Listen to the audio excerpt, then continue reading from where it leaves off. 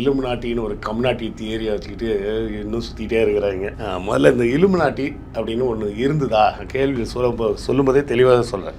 இருக்குதான்னு நான் கேட்கல, இருந்துதா அப்படின்னு பார்த்தோம்னா இருந்தது. இலுமினாட்டி இல்லை இலுமினேஷன் அப்படின்னா என்ன அர்த்தம் அப்படின்னா என்லைட்டன்மெண்ட், அறிவு பெறுவது அப்படிங்கிற அர்த்தத்தில் தான் அதை ஆரம்பித்து என்ன சொல்கிறாங்கன்னா, இந்த சர்ச்சும் க்ரௌன் ஒரு நெக்ஸஸ் ஃபார்ம் பண்ணிக்கிறாங்க. சர்ச்சை எதிர்த்து பேசக்கூடாது, ராஜாவை எதிர்த்து பேசக்கூடாது அப்படின்னு மக்களை இறுக்கத்துக்குள்ள ஆளாக்குறாங்க. சட்டத்திட்டங்களை போட்டு நெருக்கிறாங்க. அதுலேருந்து மக்கள் வெளிவரணும். நீங்கள் மோடி இப்படி ஒரு சட்டம் போட்டாலும் போடுவார், நீ ஜீசஸ் கும்பிடலாம் ஆனால் கற்பூரம் ஏற்றி தான் கும்பிடணும் அப்படின்னு சொல்லி சட்டம் போட்டால் எப்படி இருக்கும்? மெழுகுவர்த்திக்கு தடை, மெழுகுவர்த்தி ஏற்றக்கூடாது, ஓம் இயேசுவாய நமக, ஜோசப் புத்திராய நமக, மேரி புத்திராய நமக அப்படின்னு அர்ச்சனை பண்ணணும் அப்படின்னு ஒரு சட்டம் போட்டாருன்னா எப்படி இருக்கும்? அந்த மாதிரி அவங்க ஒரு ரூல்ஸ் வச்சுருக்காங்க.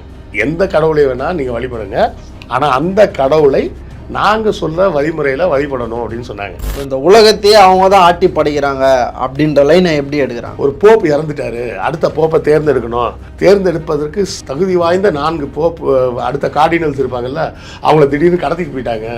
ஒவ்வொருத்தரையாக ஒவ்வொரு இடத்துல வச்சு கொன்னாங்க. அவங்க உடம்புல ஒவ்வொருத்தர் மேலேயும் ஃபயர், வாட்டர், ஏர் அப்படின்னு ஏதோ அந்த மாதிரி ஏதோ ஒரு பேர்லாம் சொல்லி சூடு வச்சு கொன்னாங்க.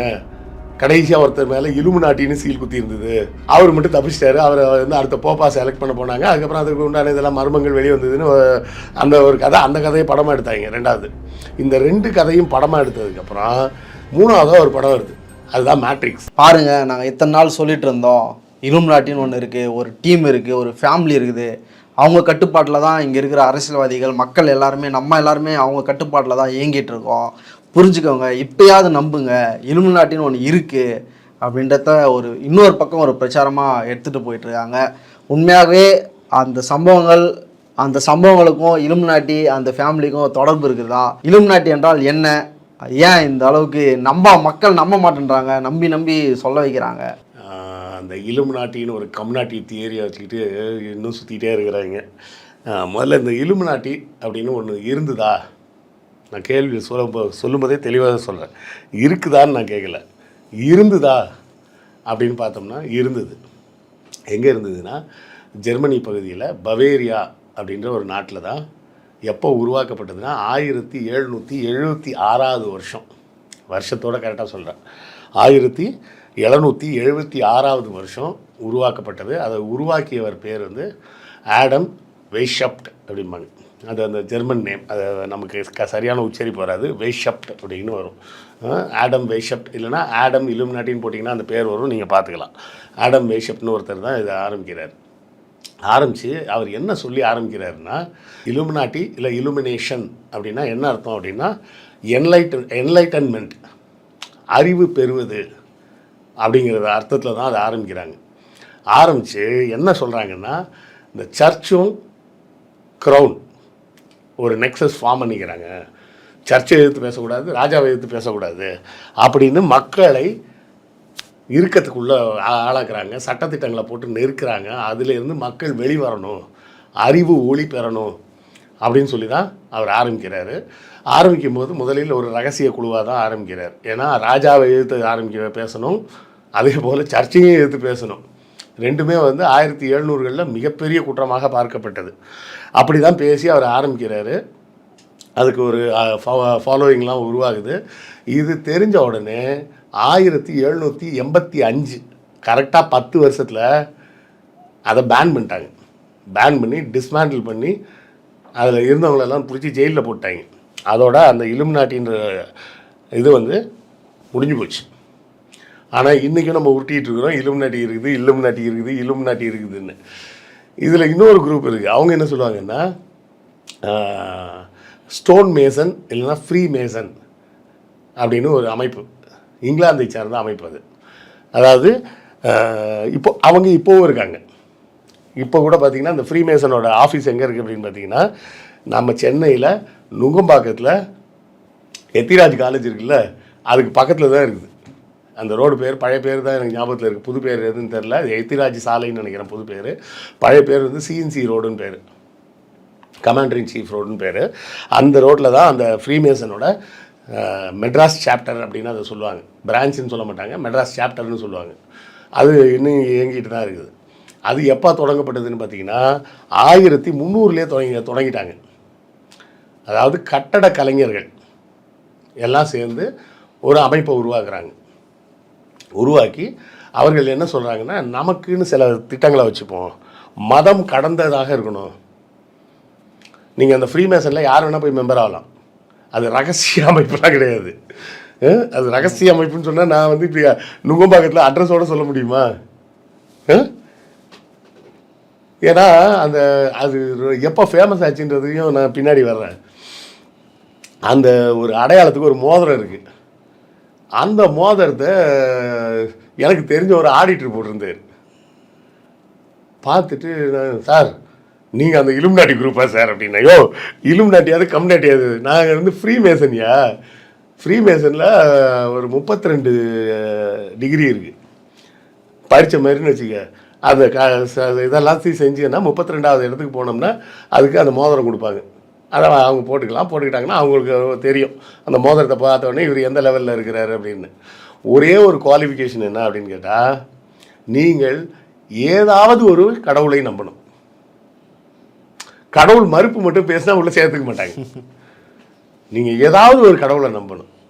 அது ஜீசஸாக இருக்கலாம், அல்லாவாக இருக்கலாம், சிவனாக இருக்கலாம், முருகனாக இருக்கலாம், புத்தராக இருக்கலாம். புத்தரையும் கடவுளில் சேர்த்துக்கிட்டாங்க அவங்க. மகாவீரர், இது மாதிரி எந்த கடவுளாக வேணால் இருக்கலாம். ஏதோ ஒரு கடவுள் நம்பிக்கை இருக்கணும். அந்த கடவுளை அவர்கள் சொல்லும் வழிபாட்டு முறையில் கும்பிடணும். இப்போ வந்து நீங்கள் மோடி இப்படி ஒரு சட்டம் போட்டாலும் போடுவார், நீ ஜீசஸை கும்பிடலாம் ஆனால் கற்பூரம் ஏற்றி தான் கும்பிடணும் அப்படின்னு சொல்லி சட்டம் போட்டால் எப்படி இருக்கும்? மெழுகுவர்த்திக்கு தடை, மெழுகுவர்த்தி ஏற்றக்கூடாது, ஓம் இயேசுவாய நமக, ஜோசப் புத்திராய நமக, மேரி புத்திராய நமக அப்படின்னு அர்ச்சனை பண்ணணும் அப்படின்னு ஒரு சட்டம் போட்டாருன்னா எப்படி இருக்கும்? அந்த மாதிரி அவங்க ஒரு ரூல்ஸ் வச்சுருக்காங்க.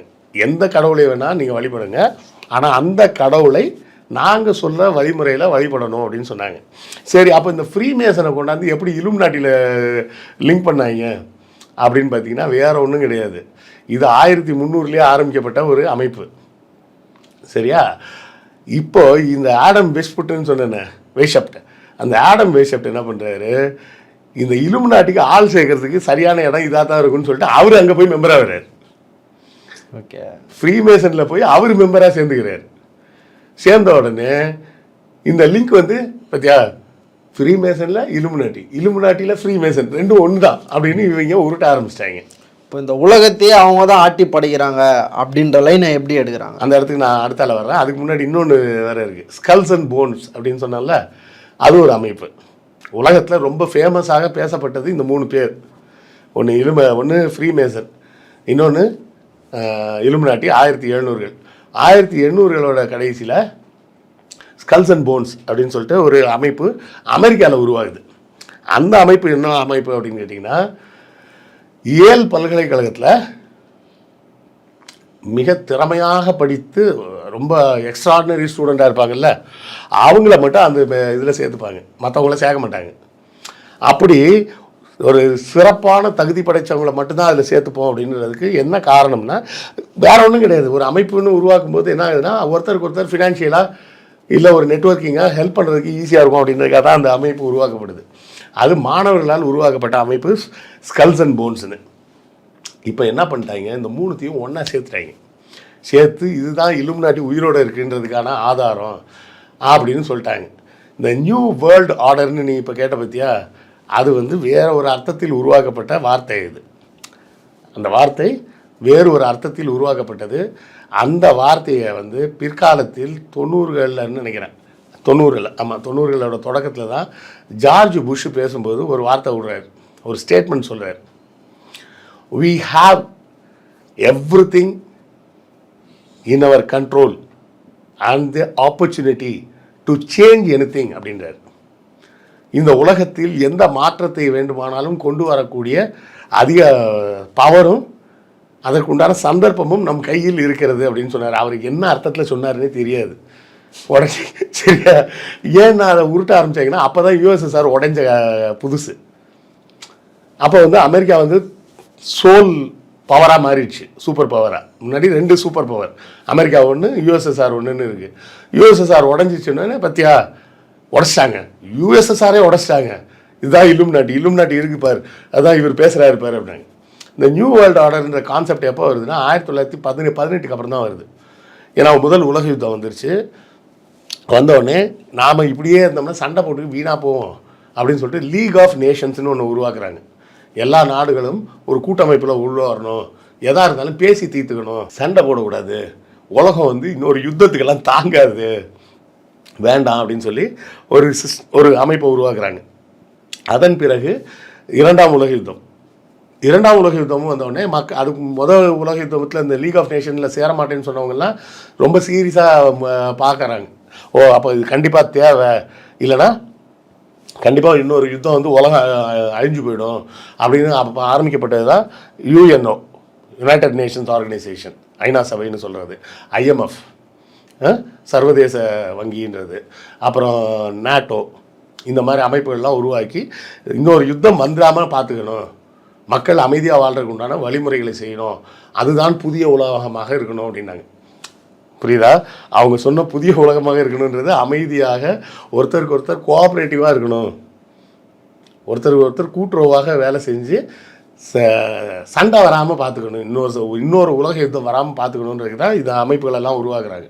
உன்கிட்ட பணம் இல்லையா சொல்லு, கடன் தரோம், உனக்கு ரோடு போடணுமா கடன் தரோம், உனக்கு ஹெல்த்து மக்களுக்கு இல்லையா WHO இருக்குது, இப்படின்னு ஒவ்வொரு அமைப்புகளாக உருவாக்கி உலகம் முழுவதும் அமைதியை நிலைநாட்டுவதற்காக உருவாக்கப்பட்ட அமைப்பு தான் இந்த நியூ வேர்ல்டு ஆர்டர்.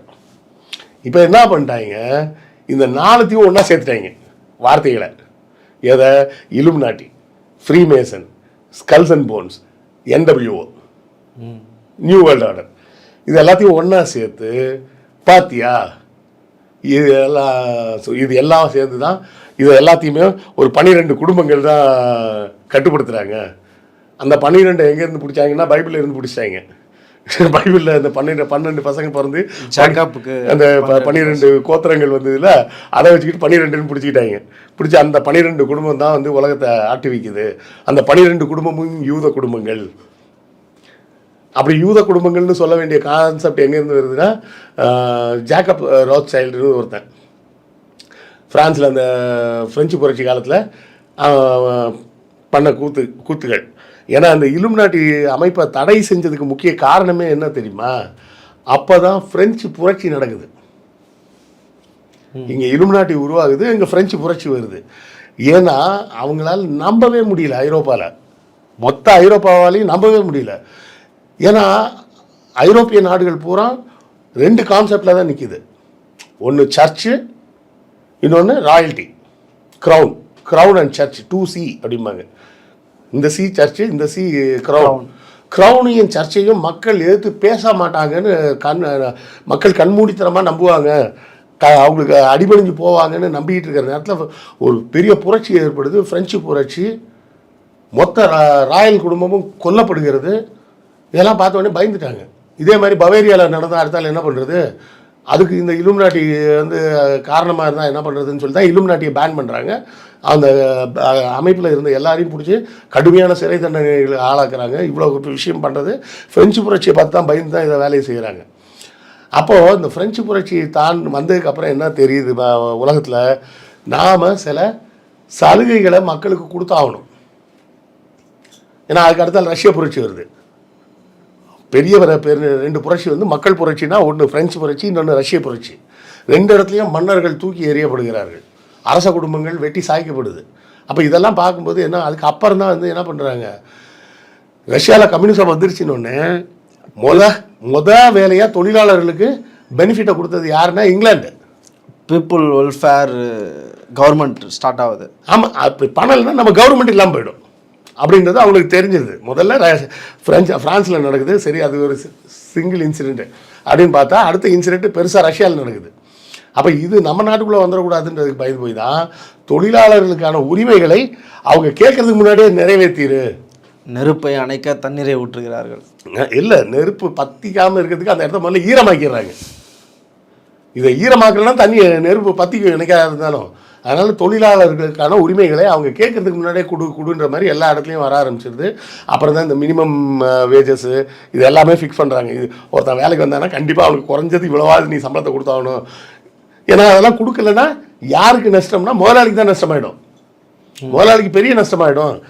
அதாவது தொழிலாளர்களுக்கு கொடுக்கப்படக்கூடிய பலன்கள் பூராமே முதலாளிகளின் நலனை காப்பதற்கு தான். அதை நம்ம புரிஞ்சுக்கணும், சரியா? இப்படி இருக்கக்கூடிய நேரத்தில் தான் என்ன நடக்குதுன்னா, ஒரு புத்தகம் வெளிவருது. அந்த புத்தகம் வர்றதுக்கு முன்னாடியே அதே ஆத்தர் வேற ஒரு புத்தகம் எழுதியிருக்காரு. ஆனால் அது வந்து அப்போ ஃபேமஸ் ஆகலை அந்த புத்தகம். இந்த புத்தகம் ஃபேமஸ் ஆயிடுச்சு. அந்த புத்தகத்தின் பெயர் டா வின்சி கோட். உலகம் முழுதும் பிரபலமாயிடுச்சு. நான் அந்த டா வின்சி கோடை படிச்சுவிட்டு அந்த ஆள் எழுதின எல்லா புத்தகத்தையும் வாங்கிட்டேன்.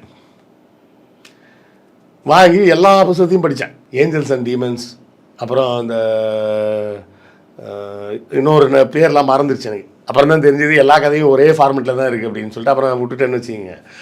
அதில் தான் முதல்ல இந்த ஃப்ரீ மேசன் அப்படின்ற கான்செப்ட்டு இல்லுமினாட்டியோட லிங்க் பண்ணி அந்த ஆள் கதை எழுதுகிறான். அதில் தான் என்ன எழுதுறான்னா, ஜீசஸுக்கு கல்யாணம் ஆயிடுச்சு, ஜீசஸுக்கு குழந்தை பிறந்துச்சு, அந்த குழந்தைக்கு பேர் ஃபாத்திமாவோ சோஃபியாவோ ஏதோ ஒரு பேர் வச்சுருந்தாங்க, அப்படி இப்படின்னு சொல்லி கொண்டு போய் அப்போ தான் அந்த படத்தில் தான் அந்த விஷயங்கள்லாம் பிரபலமாக்கப்படுது. ஹோலி கிரெயில், நைட் ஆஃப் டெம்ப்ளார்ஸ், இந்த நைட்ஸ் ஆஃப் டெம்ப்ளார்ஸ்னு ஒருத்தங்க இருந்தாங்க. அவங்க தான் வந்து இயேசுவோட மனைவியை காப்பாற்றி ஃப்ரான்ஸுக்கு கொண்டு போனாங்க, அப்படி இப்படின்னு அவன் சௌரியத்துக்கு உருட்டி வச்சுருப்பான் அந்த கதையில். கதை தானே. அதே போல் தான் பார்த்தீங்கன்னா, ஒரு போப்பு இறந்துட்டார், அடுத்த போப்பை தேர்ந்தெடுக்கணும், அதுக்கு தேர்ந்தெடுப்பதற்கு தகுதி வாய்ந்த 4 போப்பு அடுத்த கார்டினல்ஸ் இருப்பாங்கல்ல, அவங்கள திடீர்னு கடத்திட்டு போயிட்டாங்க, ஒவ்வொருத்தரையாக ஒவ்வொரு இடத்துல வச்சு கொன்னாங்க, அவங்க உடம்புல ஒவ்வொருத்தர் மேலேயும் ஃபயர், வாட்டர், ஏர் அப்படின்னு ஏதோ அந்த மாதிரி ஏதோ ஒரு பேர்லாம் சொல்லி சூடு வச்சு கொன்னாங்க. கடைசியாக ஒருத்தர் மேலே இலுமினாட்டின்னு சீல் குத்தி இருந்தது, அவர் மட்டும் தப்பிச்சிட்டாரு. அவரை வந்து அடுத்த போப்பா செலக்ட் பண்ண போனாங்க. அதுக்கப்புறம் அதுக்கு உண்டான இதெல்லாம் மர்மங்கள் வெளியே வந்ததுன்னு அந்த ஒரு கதை, அந்த கதையை படமாக எடுத்தாங்க. 2வது இந்த 2 கதையும் படமாக எடுத்ததுக்கப்புறம் 3வதாக ஒரு படம் வருது, அதுதான் மேட்ரிக்ஸ். அது பேர் தான் சயின்ஸ் ஃபிக்ஷன் படம், ஆனால் அது சொல்கிற கான்செப்ட் என்னது, மொத்த உலகத்தையும் வேற ஒரு ஆள் உட்காந்து கண்ட்ரோல் பண்ணுறாங்க. அப்போ என்ன பிரச்சனைன்னா, நமக்கு திடீர்னு பொருளாதார வீழ்ச்சி ஏற்படுது, பேண்டமிக் வருது, இது எல்லாமே ரேண்டம் இன்சிடென்ட். இதுக்கும் அதுக்கும் சம்மந்தமே கிடையாது, அதுக்கும் இன்னொன்றுக்கும் சம்மந்தமே இருக்காது, எல்லாமே ரேண்டம் இன்சிடென்ட். இந்த ரேண்டம் இன்சிடென்ட்ஸை பூரா கனெக்ட் பண்ணி நியூ வேர்ல்டு ஆர்டர்னு ஒரு குரூப் இருக்குது. இது ஹாலிவுட்டில் நிறைய படம் எடுத்திருக்காங்க. என்னென்னா, ஸோ ஒரு ஒரு பேண்டமிக்கோ வேறு ஏதோ ஒரு பிரச்சனையோ வந்தால் அதனுடைய கோர் பிரச்சனையை அட்ரஸ் பண்ணாமல் இப்படி திசை திருப்பி விட்டுருது. இப்போ நிறைய படம் வந்துருக்கு. அதாவது ஒரு படத்தில் வந்து சொல்லுவாங்க, ஒரு பாக்டீரியா கண்டுபிடிச்சிருக்காரு, இந்த பாக்டீரியாவை பரப்பி விட்டோம்னா உலகத்தில் பாதி பேர் செத்து போயிடுவான், செத்துட்டான்னா மக்கள் தொகை குறைஞ்சிரும், அப்புறமா நம்ம ஆட்சி செய்கிறது ஈஸியாக இருக்குது. சரி, அந்த பாதி பேர் யாருன்னு யார் முடிவு பண்ணுறது அப்படின்னு ஒரு கேள்வியை ஹீரோ கேட்குற மாதிரி கொண்டு போய் அந்த படத்தை முடிப்பாங்க. இப்போ இந்த மாதிரி திரைப்படங்கள் வந்து இன்டைரக்டாக என்ன, அவன் வந்து ஹாலிவுட்டுக்காக அவன் மார்க்கெட்டிங்க்கு அவன் பண்ணிகிட்டு இருக்கான், சரியா? இது அதே மாதிரி சொல்லுவாங்க, இந்த ஒரு கண் இருக்குது, ஒரு பிரமிட் இருக்குது, அதுதான் இலுமினாட்டி சிம்பிள் அப்படிம்பாங்க. அது இந்த ஆல் சீயிங் ஐ அப்படின்ற ஒரு கான்செப்ட் வந்து அமெரிக்காவில் ரொம்ப பழைய கான்செப்ட். அதான் அவங்க பிரமிட்டோட வச்சுட்டு போயிட்டாங்க. அது இலுமினாட்டியோட கனெக்ஷன் டாங்க. எல்லாத்தையும் இலுமினாட்டியோட கனெக்ட் பண்ணி சொல்லிவிட்டு, இந்த இப்போ ஒன்றும் இல்லை, இந்த பாப் மியூசிக்லாம் போடுறாங்களா, அவங்களும் பார்த்தாங்க இது நல்லா இருக்க மேட்ரு அப்படின்னு சொல்லிட்டு அவனுக்கு டிசைனில் என்ன பண்ணுறது, எங்கேயாவது ஒரு இடத்துல ஒரு கண்ணு ஒன்று வச்சு விட்டாங்கன்னா அதை எவன்ட்டையாவது காசை கொடுத்து இப்போ ப்ரொமோட் பண்ணி விட்டுறது. பாரிசாலன் மாதிரி ஆளுதான் ப்ரொமோட் பண்ணி விட்டோடனே என்ன ஆயிடும், பாரிசாலன் மாதிரி ஆட்கள்லாம் வந்து இங்கே பாரு, அது என்ன ஒரு படமாச்சே, விஜய் படம் தான், மாஸ்டர், ஈடி, பியூட்டி அப்படின்லாம் வருது பாருங்க, பீஸ்டா அல்லம பித்தா அலம பித்தாதையவா, மை பியூட்டி மை ஈட்டின்லாம் வருது பார்த்தீங்களா. அது வந்து அவங்க கோடாலி சின்னத்தை சொல்கிறாங்க, அதை சொல்கிறாங்க. அப்பா முடியல எனக்கு, என்னென்னா இந்த பொருளையை கிளப்புறவங்க சௌரியத்துக்கு கிளப்பி விட்டு போயிடுறாங்க. மாஸ்டர் படத்தில் ஒரு போஸ்டர் இருக்கும், அதில் விஜய் வந்து இப்படி இருப்பார் பாருங்க, ஒரு கண்ணை மூடிட்டு ஒரு கண்ணு தப்பு. அந்த ஒரு கண்ணுன்ற கதை எங்கேருந்து வருதுனாமா, ஹோரஸ்னு ஒரு எகிப்து கடவுள்களில் ஒரு கடவுளோட பேர் வந்து ஹோரஸ். அவன் கண்ணில் 2 கண்ணையும் பிடிக்கிட்டு போயிடுவார் அவங்க சித்தப்பா. அவங்க அப்பாவை கொன்னுடுவார், அவங்க அம்மா வந்து இவரை பெத்து போட்டுட்டு அவங்களும் செத்துருவாங்க. இசிஸ் ஒசிரிஸ்னு பேர். அவங்க பையன் தான் ஹோரஸ், அவங்க சித்தப்பா தான் சேத்து என்ன பண்ணுவார், இவன் வந்து நம்மளை பழிவாங்க வந்துடக்கூடாதுன்னு அவன் 2 கண்ணையும் பிடுங்கி ஒரு ரகசிய அறையில் வச்சுருவார். அதுக்கப்புறம் அவர் சில ஃப்ரெண்ட்ஸ் எல்லாம் சேர்த்துக்கிட்டு ஒரு 12 நண்பர்களை சேர்த்துக்கிட்டு இந்த 12ன்ற குறியீடு இந்த கதையிலேருந்து எடுத்துக்கிட்டது தான். ஜீசஸ்க்கு 12 சீடர்கள்ன்ற கான்செப்டு இது எல்லாமே அந்த கதையிலேருந்து எடுத்துக்கிட்டது. இந்த யூதர்களில் 12 கோத்திரங்கள்னு சொல்கிறது எல்லாமே அங்கேருந்து எடுத்தது. அதில் ஒருத்தன் தப்பிச்சு போய் அந்த இடத்துலேருந்து ஹோரஸோட ஒரு கண்ணை எடுத்துகிட்டு வந்துடுவான். அந்த ஒரு கண்ணை வச்சுக்கிட்டு அவன் சண்டை போட்டு அவன் சித்தப்பாவெல்லாம் தோக்கடிச்சிடுவான். கதைப்படி என்ன ஆகுனா இன்னொரு கண்ணை எடுத்து ஒரு பிரமிடு உச்சியில் வச்சுட்டு போயிட்டாரு, மக்களை பூரா அந்த கண் மூலமாக அவர் கண்காணிக்கிறாரு அப்படின்னு ஒரு கதை, ஒரு கான்செப்ட். அதை பிடிச்சிக்கிட்டாங்க. அந்த பிடிச்சிக்கிட்டு தான் அமெரிக்காவில் வந்து அதை வச்சாங்க. இப்போ இந்த பாப் சிங்கர்ஸ் பியான்சி இவங்கெல்லாம் அந்த மாதிரி வச்சு இவங்க வந்து அவங்களுக்கு வந்து மார்க்கெட்டிங், அட்லீஸ்ட்டு இந்த வாட்டி இலுமினாட்டி சிம்பிள் ஏதாவது இருக்கான்னு பார்க்க வருவாங்க அப்படின்னு அவனுக்கு வச்சு யூஸ் பண்ணிகிட்டு இருக்காங்க. இதான் இந்த பாரிசாலன் மாதிரி ஒரு குரூப்பு போட்டு உருட்டுறாங்க. கமலோட அந்த ஆளவந்தான் படத்தில் அந்த ஒரு பாம்பு மாதிரி ஒரு பச்சை குத்தி இருப்பார், அதை வச்சு ஒருத்தன் 1 மணி நேரம் வீடியோ போட்டிருக்கான். அதை ஒரு 4 லட்சம் பேர் பார்த்துருக்கான். அதுக்கும் இலுமினாட்டிக்கு எப்படி சம்மந்தம் தெரியுமான்னு. அப்புறம் ஏதோ ஒரு படத்தில் வந்து ஒருத்தர் கோடாலி வச்சு வந்தார். கோடாலி தான் இலுமினாட்டி சிம்பிள். டேய் கோடாலி இலுமினாட்டி சிம்பிள்ன்ற ஈடி பியூட்டின்னு போட்டால் அதுவும் பாரு இலுமினாட்டின்ற, எது தாண்டா இலுமினாட்டின்னு சொல்லி தொலைங்கன்னு கேட்டு தலை தான் வலிக்குது. பொருளையை கிளப்புறோம் ஈஸியாக கிளப்பிட்டு போவான். இதுக்கு நாம் உட்காந்து ரிசர்ச் பண்ணி எல்லாத்தையும் கனெக்ட் பண்ணி இவ்வளோ மூச்சை தொலைக்க வேண்டியிருக்கு. இவ்வளோ மூச்சை தொலைச்சாலும் எவனும் கேட்க மாட்டான். உனக்கு தெரியாதுன்னா தெரியாதுன்னு சொல்லிட்டு போ அப்படின்னு. மக்களுக்கு என்னென்னா அந்த ரேண்டம் ஈவெண்ட்ஸாக நடக்கிறது மனசு ஏற்றுக்காது. எல்லாத்துலேயும் ஒரு பேட்டர்ன் சீக்கிங் இருக்கும். நீ சைக்காலஜி படித்தவங்கள்ட்ட கேட்டு போகிற அவங்க சொல்லுவாங்க எல்லாத்துலேயும் ஒரு பேட்டர்ன் வேணும் அப்படின்னு பார்ப்பாங்க. நீ கேள்விப்பட்டிருக்கல, எல்லாரும் சொல்லக்கூடியது எனக்கு மட்டும்தான் இப்படி நடக்குது சொல்லியிருக்காங்களா இல்லையா? அது எல்லாருக்குமே அப்படி தான், எல்லாருக்குமே அவங்களுக்கு மட்டும் அப்படி நடக்கும். சரியா? அது வந்து தன்னுடைய மனது வந்து எல்லாத்துலேயும் ஒரு பேட்டர்னை எதிர்பார்க்குது. அப்போ இதெல்லாம் எனக்கு இப்படி நடந்துக்கிட்டே இருக்குன்னா எனக்கு ஏதோ கெட்ட நேரம் இல்லை, எனக்கு ஏதோ ஒரு நல்ல நேரம் இப்படி நடக்குது. உன்னுடைய முயற்சியால் தான் உனக்கு நல்லது நடக்குது, உன்னுடைய முயற்சி இன்மையால் தான் உனக்கு கெட்டது நடக்குது அப்படிங்கிறத ஏற்றுக்க மனசு வராது. அப்போ தான் இலுமினாட்டி வரை கொண்டு போய் சேர்த்துட்றாங்க அப்படின்றத புரிஞ்சுக்கிட்டோம்னா தான் கொஞ்சம் அறிவோடு நடந்துக்கலான்றது என்னுடைய பார்வை. ஆராய்ந்திற்கு வந்து பல தலைப்பு ரொம்ப நன்றிண்ணா. நன்றி.